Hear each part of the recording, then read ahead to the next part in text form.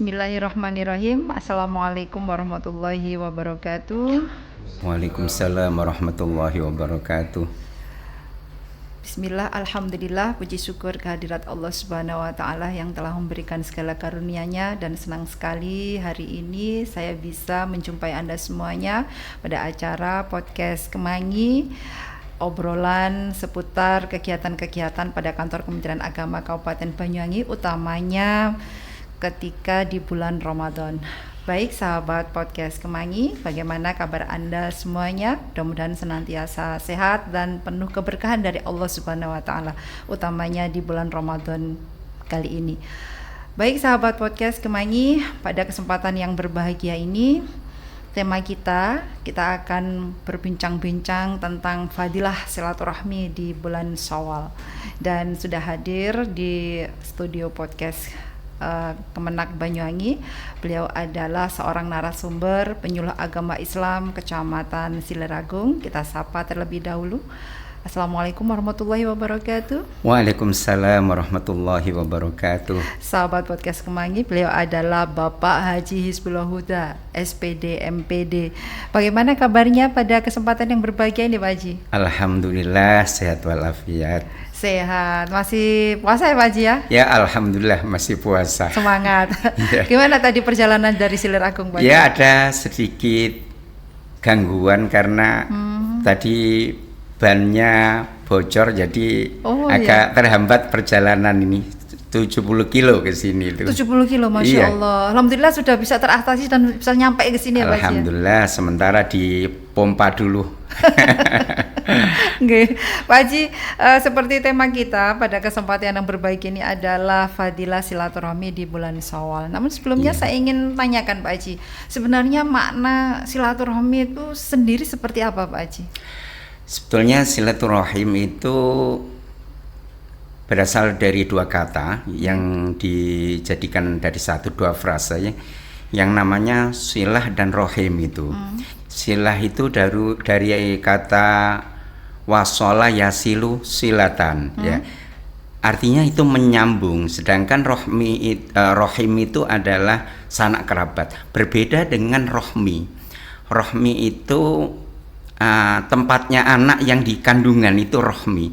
Para ahli bahasa itu menjelaskan kalau rohmi itu tempatnya anak.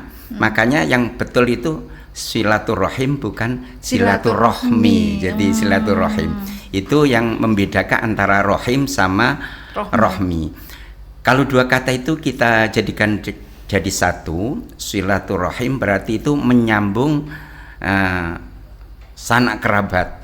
Menyambung sanak kerabat. Yang tadinya itu dari jauh didekatkan, yang tadinya itu terputus menjadi sambung lagi, ada koneksi lagi, ada interaksi lagi, itu adalah silaturahim. Silaturahim. Gitu. Berarti yang benar ini silaturahim. Para sahabat podcast yang benar adalah silaturahim, begitu ya Pak Haji? Iya, bukan silaturahmi. Iya. Gitu. Ada hadis dari Rasulullah Pak Haji? Ada. Sil man qata'aka. Jadi sambunglah orang yang telah memutus silaturahim kepada kamu. Itu dari Nabi langsung itu. Nah itu merupakan makna bahasanya itu. Memang seperti itu. Menyambung itu langsung, yang tadinya itu terputus menjadi sambung, itu ada silah. Jadi silaturahim itu langsung ada itu.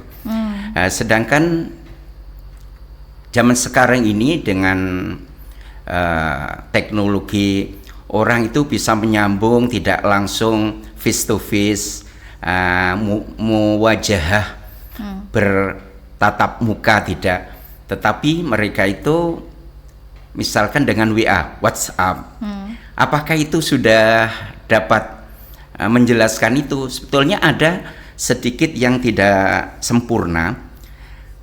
Berbeda karena Nabi itu menjelaskan bahwa mamin muslimaini yaltaqiyani fayatasofahani illa hufirallahuma malam yatafarraqa.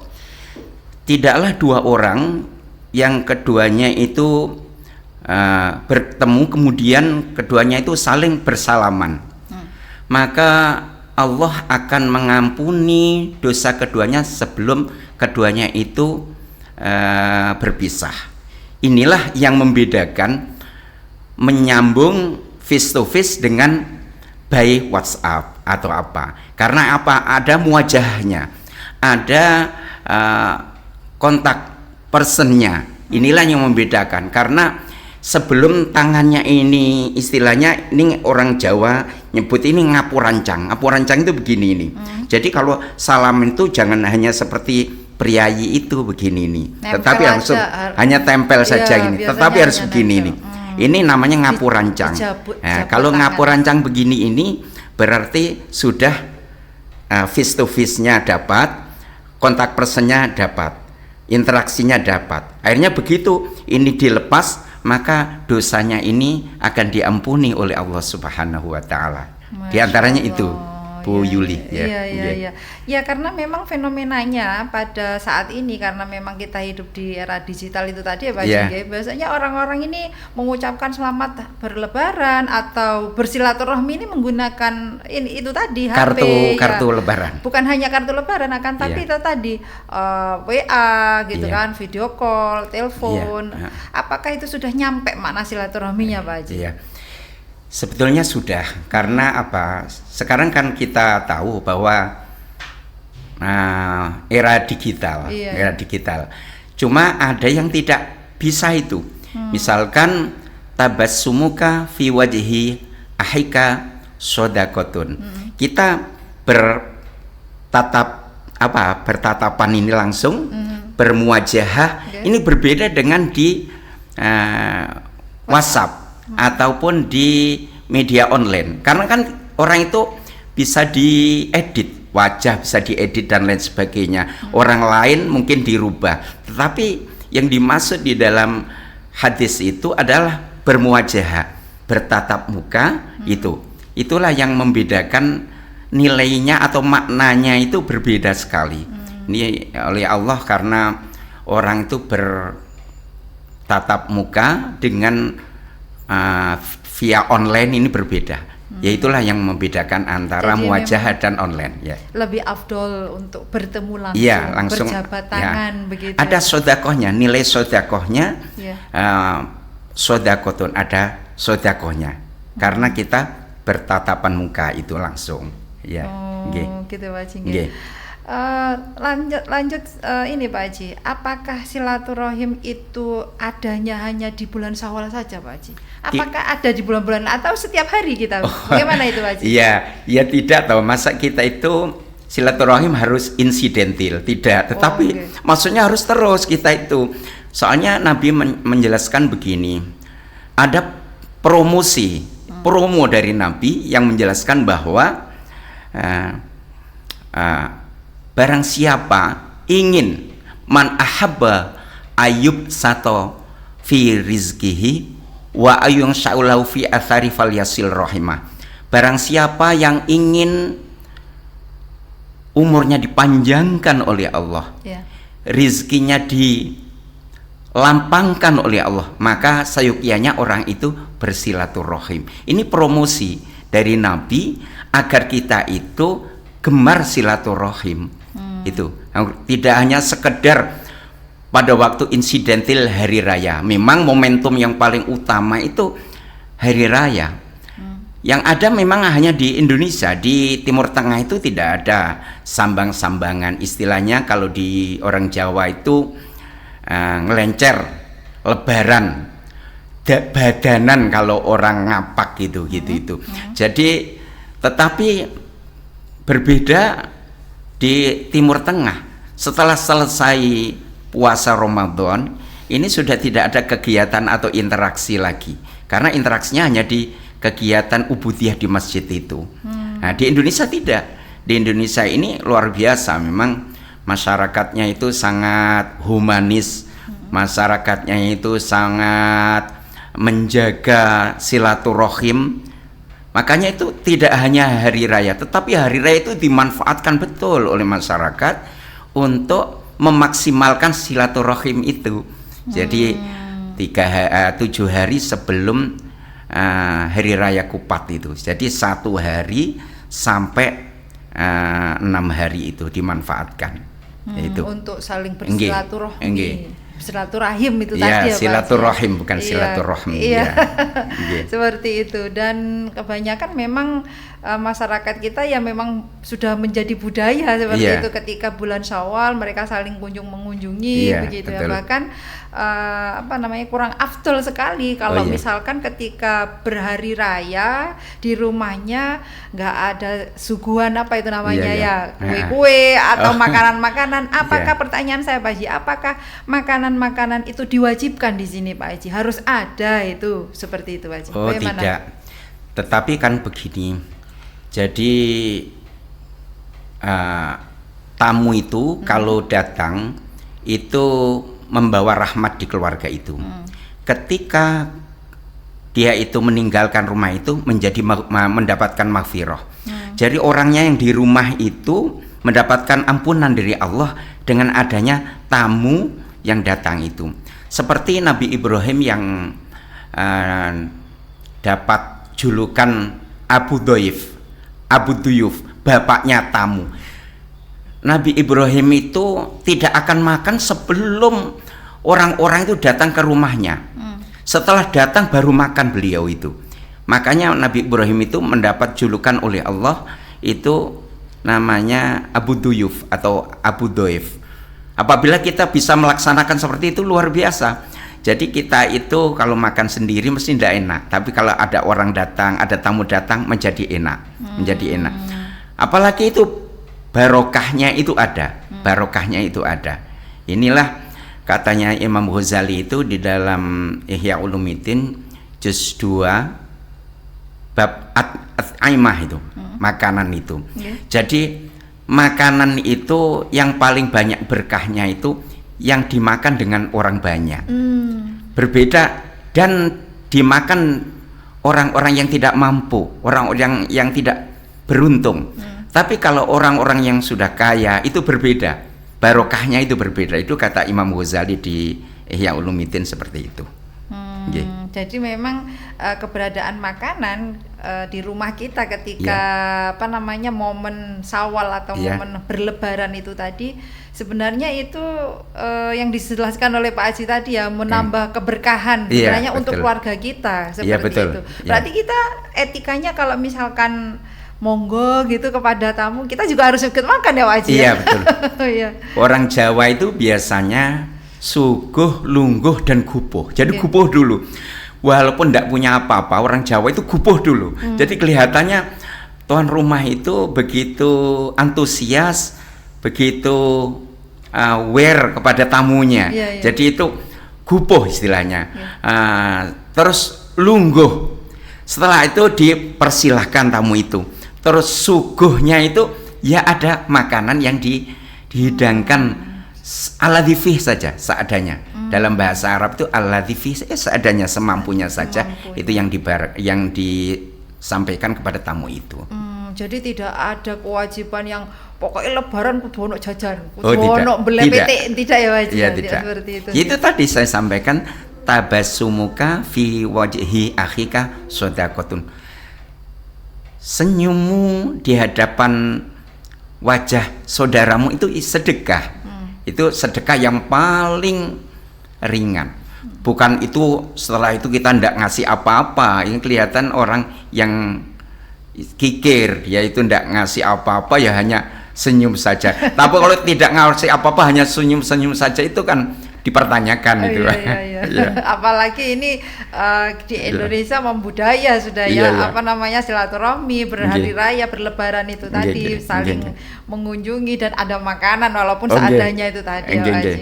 Pak Haji, terima kasih penjelasan itu tadi.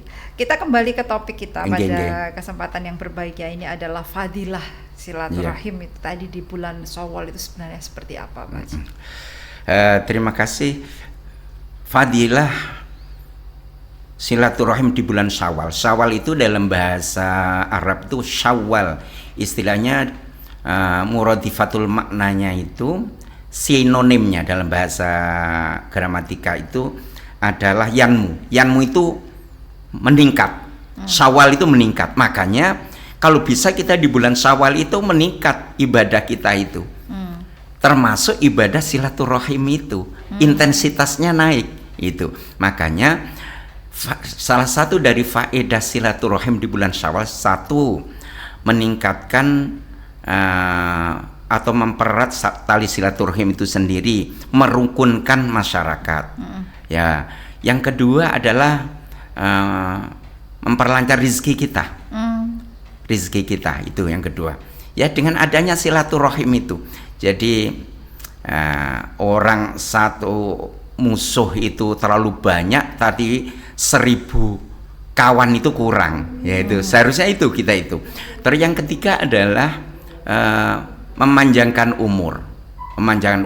Kadang ada orang yang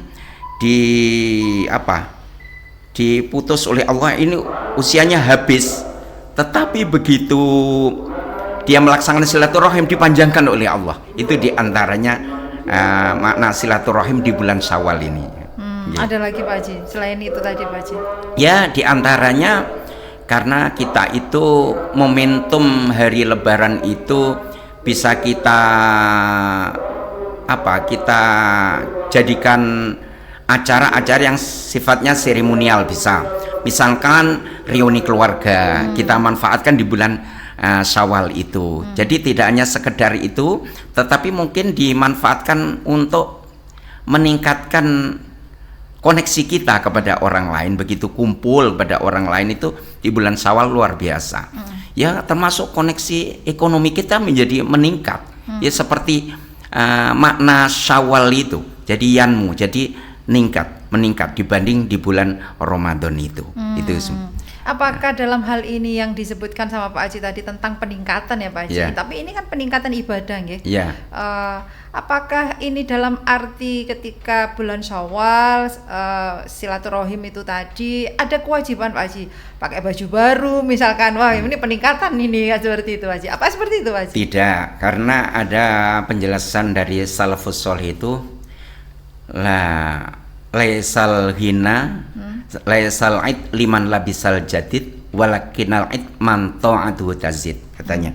Tidak dikatakan hari raya itu orang yang bajunya yang bagus-bagus saja, tapi walakinal id man ta'atuhu tazid, tetapi hari raya itu yang taatnya, prestasinya kepada Allah dan kepada masyarakat itu meningkat. Seperti makna Syawal itu tadi.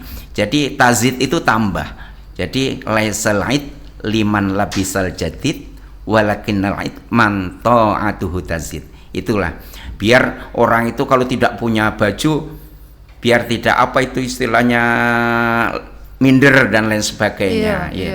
Soalnya hakikatnya hari raya itu ya prestasi dan taatnya kepada Allah, dan prestasinya di masyarakat itu meningkat itu. Seperti itu ya Pak Haji.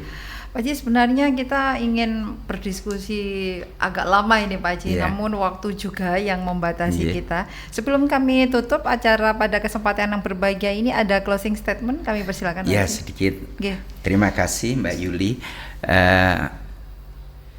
Makna silaturahim itu sebetulnya jangan sampai itu dimaknai berlebaran saja.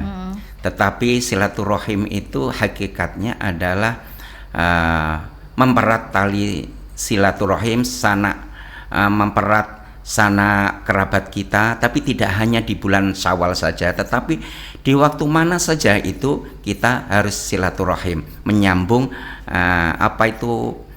hubungan dari keluarga kita yang terputus dan lain sebagainya. Karena itu tadi faedahnya, satu, bisa mempererat tali silaturahim itu sendiri. Yang kedua, bisa memanjangkan umur kita. Yang ketiga, bisa melampangkan rizki kita.